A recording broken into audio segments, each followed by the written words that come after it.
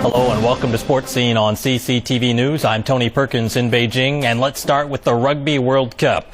Tonga faced Japan in Pool A. Neither side has much of a chance to reach the knockout stage, but a third-place finish in the group would automatically get them into the 2015 tournament in England. The game took place in New Zealand, but Tonga had the edge over Japan in band support. And a Tongan scrum led to the first try of the match. The side works a play wide to winger Feutu Vaianakolo. He shows the moves and power to cross the line and increased the Tongan advantage.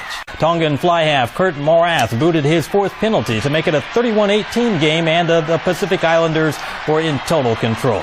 The All Blacks have been the most impressive team at this year's tournament and stood a win away from their first world title in 24 years. An inconsistent French side that stood in its way, and it was France that eliminated the Kiwis from 2 of the last 3 World Cups. Let's pick up the action from Auckland. And this was a rematch from the 1987 World Cup final, which New Zealand won. The French were also the last team to beat the All Blacks at Eden Park 17 years ago. The hosts would light up the scoreboard first. With prop Tony Woodcock comes across for the pass. He rumbled in from a few yards out to give New Zealand the early advantage. The All Blacks would extend the lead thanks to a penalty kick from Stephen Donald.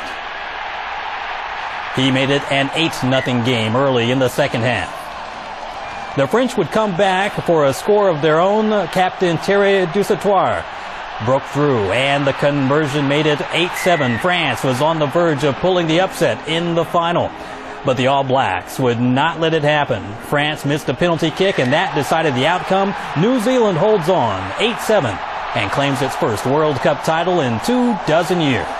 Turning now to field hockey from England, and the Netherlands national team put an unbeaten streak on the line against Argentina at the 2010 Samsung Women's Champions Trophy tournament. And the host side tried to advance in a dramatic matchup against China. First off, England facing the Chinese squad with a good chance of making the final with a victory, but China took the lead in the 10th minute. Ma Yibo converted a penalty corner, and the Chinese side celebrated an early advantage. But the tide turned in favor of England during the second half. Helen Richardson converted her third penalty corner goal of the tournament in the 45th minute. Ashley Baugh delivered to Charlotte Craddock for England's second goal 7 minutes later. England notched its first ever Champions Trophy win over China after 5 tries. Now, Argentina meeting the Netherlands. The South Americans took the lead in this one in the 6th minute. Noel Barrio Nuevo scored off a penalty corner, and Argentina went on top. But the Dutch tied the match just 3 minutes later. Marian Angliotti scored to make it 1-1. Holland making a bid to extend its 9-match win streak. The Netherlands are the #1 side in the world, and they took the lead at 23 minutes. Penalty corner expert Margie Pauwman knocked the ball into the top corner for make it 2-1. But Argentina tied it again at 2-2. Delfina Marino scored her second goal of the tournament with just over 3 minutes to go in the first half. Second half, Luciano Aymar set up Carla Ribetti, and Argentina went ahead in the 47th minute. And the South Americans sealed it 16 minutes from time. Augustina Soledad Garcia passed to Rosario Luchetti to make it 4-2. Argentina upsets Holland. The Englishmen knew they had to win to keep from getting knocked out of the championship. And here's what happened. England's Andrew Strauss and Matt Pryor started fast. Strauss hammered a 6 off the West Indies' Darren Sammy. But the partnership didn't last long. They were both removed by Andre Russell in quick succession. Then Jonathan Trott helped England pick itself up. He accelerated the pace to 73 for 1 after 11 overs. But Trott failed to make a half-century. He gave Chris Gale an eye-popping over-the-shoulder catch. England's Luke Wright and James Treadwell proved their value. They added 41 for the 7th wicket and saw the side post a total of 243. The West Indies came to bat, powered by Gale. The Caribbean side got off to a thundering start. Athletics World Championship wrapped up in South Korea a week ago. Now, all eyes are turning to Switzerland for the 13th Diamond League meet of the season. Hurdler Dayron Robles was looking for some redemption after he was disqualified from the 110 meters in Daegu.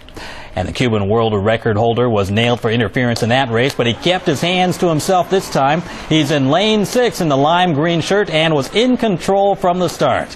Robles made amends for his world championship debacle by crossing the line in a season's best time of 13.01 seconds. World champion Jason Richardson took second by just 9/100ths of a second. The women's 200 meters came down to a duel between the American pair of Carmelita Jeter and Allison Felix. Jeter's always been good in the 100, and she came out on top in the 200 with 22.27 seconds. Felix scored second as Shelly Ann Fraser-Price of Jamaica was third. China's Li Ping gave the home crowd a lot to cheer about from the very start of her day. She lifted a total of 230 kilograms to win a gold medal for first place and also reset the world record in her category. A rival from Kazakhstan finished in second with the Thailand weightlifter clinching the bronze. On the men's side, Zhang Jie delivered another gold for China in the 62-kilogram class. Zhang finished with a total of 321 kilograms. Kim Eun-guk from DPRK was the runner-up. Indonesia's Irawan Eko Yuli took the bronze. Day 9 in Shanghai saw the first gold medal decided in swimming. It came from the men's 400-meter freestyle. Reigning Olympic champion Park Tae-hwan ran a controlled race from lane 1 to take victory. Park held off the fast-finishing Sun Yang of China to win in a time of 3 minutes 42.4 seconds, 1.2 seconds ahead of Sun. Defending champion Paul Biedermann of Germany was third. But the Iranians were inspired to strengthen their defending in the second set, and they created problems for China on both the sides of the net. The Chinese made more mistakes off their service and attacking game, and Iran took off to a big second set lead. Lineup changes didn't slow China's free fall, and Iran kept the momentum to take the next 2 sets, 25-18 and 25-19. The game was flowing decisively to the side of the home team in Tehran. Iran kept the beat going in the 4th set and contained China's attacking style on the way to winning the set, and with it the match.